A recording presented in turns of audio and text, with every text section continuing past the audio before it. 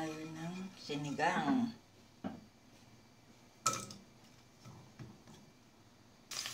Lagyan na natin ang luya, sunod natin ang bawang.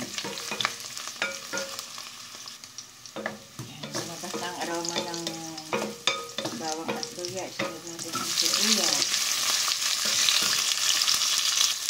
Lumabas na rin ang aroma ng sibuyas.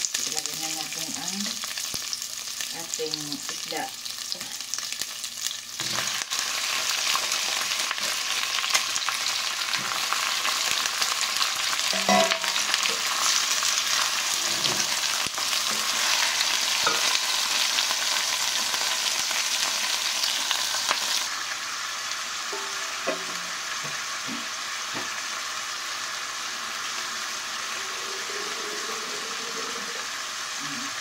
Lalagyan na natin ng sabaw, tubig.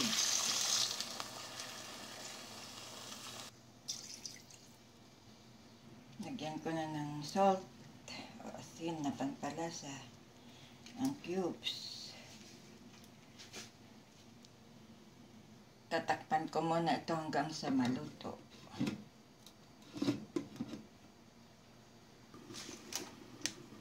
Yan, kumukulo na ang ating lulutuing sinigang na isda.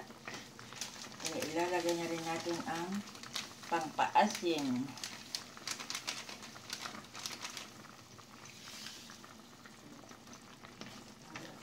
Lagay ko na rin ang sili.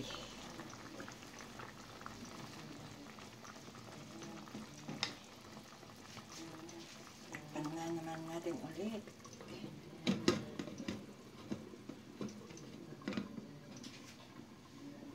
Hayaan ito maluto. After 15 minutes, ayan guys, ang ating sili at isda ay luto na. Isdang buto-buto.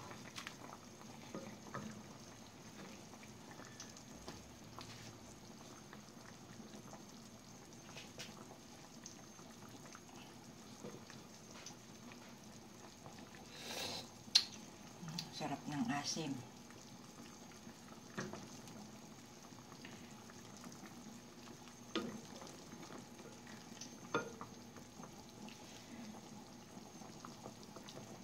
Kumukulo-kulo na ang buto ng isda. Luto na yan guys. Thank you for watching.